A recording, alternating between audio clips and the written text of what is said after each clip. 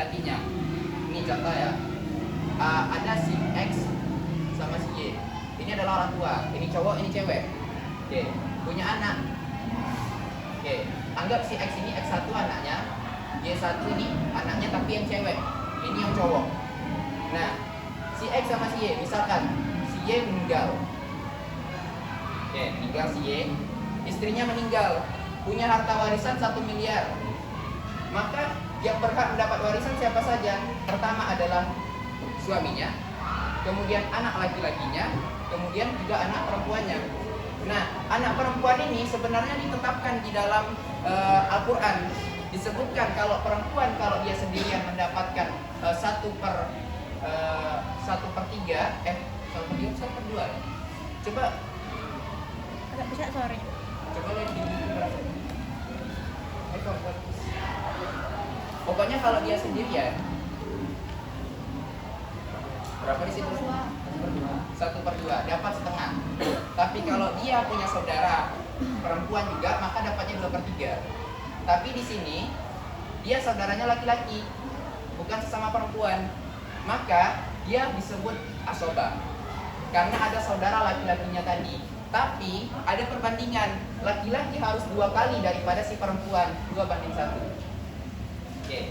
Kemudian yang kedua, cucu perempuan keturunan laki-laki bisa menjadi asobah bila bersama dengan saudara laki-laki lainnya atau anak laki-laki pamannya, baik yang sederajat ataupun yang di bawahnya. Ini tidak terlalu penting, kita lanjutkan. Saudara kandung perempuan akan menjadi asobah bila bersama dengan saudara kandung laki-laki. Jadi misal, sama konsepnya kayak yang tadi.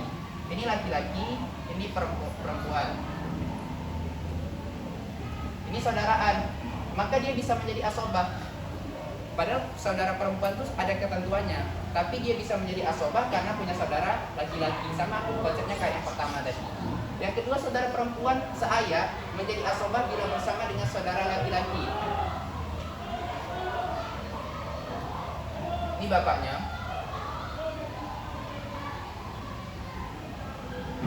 Ini emaknya.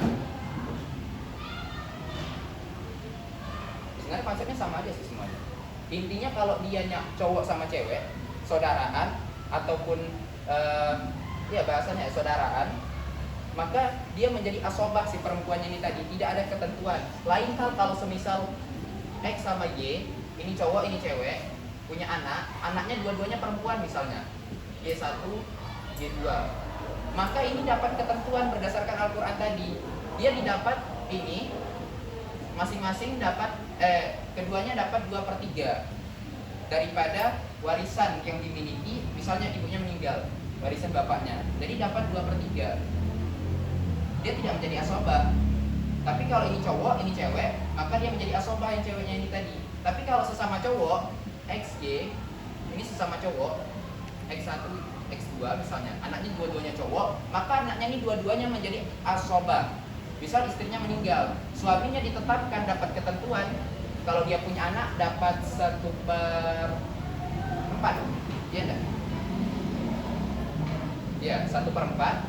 Nah, kalau anaknya dua-duanya menjadi asobah, sudah dibagi sama suaminya, nanti dapat ke anaknya.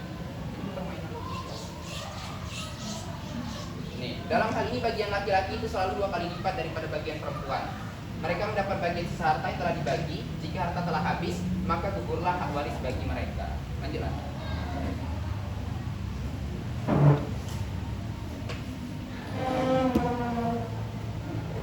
Asobah ma'al ghair. Asobah ma'al ghair itu ada 2. Saudara perempuan sekandung 1 orang atau lebih berada bersama dengan anak perempuan 1 atau lebih bersama putri dari anak laki-laki 1 atau lebih atau bersama dengan keduanya. Tapi tidak terlalu penting, nanti kita langsung aja ke contoh soal. Saudara perempuan seayah 1 orang atau lebih bersama dengan saudara perempuan 1 atau lebih atau bersama putri dari anak laki-laki 1 atau lebih bersama dengan keduanya.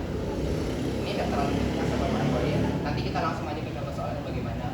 Kemudian yang kedua adalah as-sabab bis-sabab, karena sebab, yakni orang yang membebaskan budak baik laki-laki maupun perempuan. Boleh?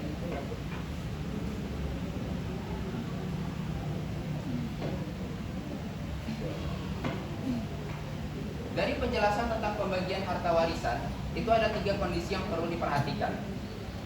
Jika semua ahli waris laki-laki yang berkumpul, maka yang berhak mendapat warisan itu hanya 3 orang, yakni ayah, anak laki-laki, dan juga suami.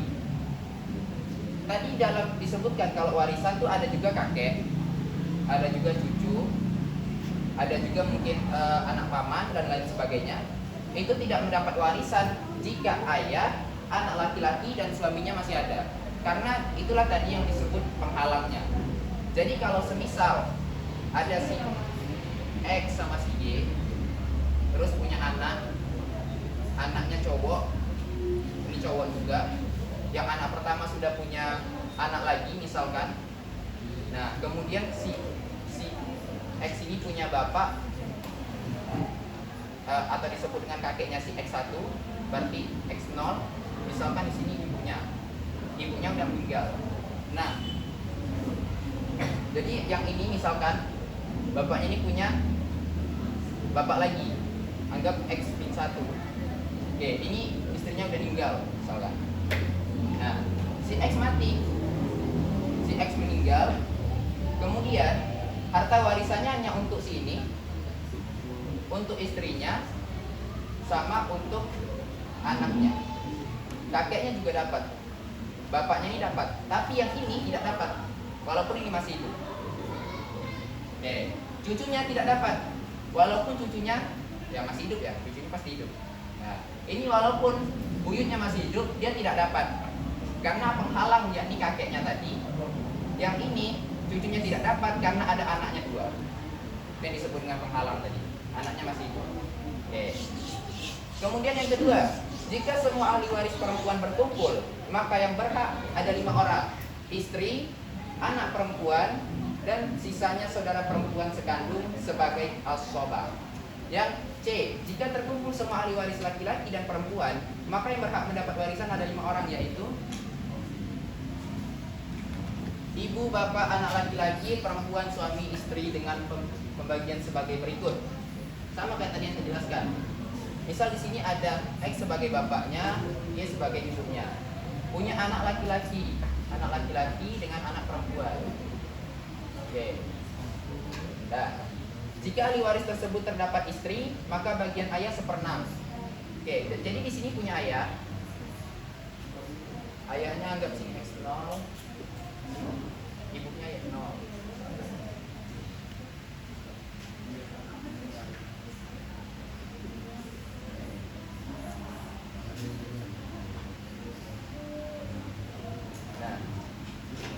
Jadi ini konsepnya, jika ahli waris tersebut terdapat istri, maka bagian ayahnya ini tadi dapatnya 1/6. Jadi ini misalnya mati, ada istrinya, ayahnya dapat 1/6. Kemudian istrinya itu dapat 1/8 dari warisan. Sisanya anak laki-laki dan perempuan itu disebut dengan asobah. Kedua ini menjadi asobah. Nah, tapi ketentuannya tadi, yang laki-laki selalu 2 kali lipat dari si perempuan, 2:1. Oke. Begitupun yang ini nggak dapat ya, karena ini bukan bagian daripada hubungan darahnya yang ini tadi. Lanjut. Jika ahli waris tersebut terdapat suami, maka bagian ayah 1/6, ibunya 1/6, suaminya. Ini juga ibunya juga dapat. Ibunya juga dapat 1/6. Oke. Begitupun juga dengan sebaliknya. Kalau ini yang mati istrinya, maka suaminya juga dapat adalah 1/4 suami istrinya. Kalau semisal yang mati istrinya, ini enggak ya. Maka ini dapat 1/6, ini dapat 1/6, si suaminya dapat 1/4, anaknya menjadi asobah. Oke. Udah, boleh lanjut.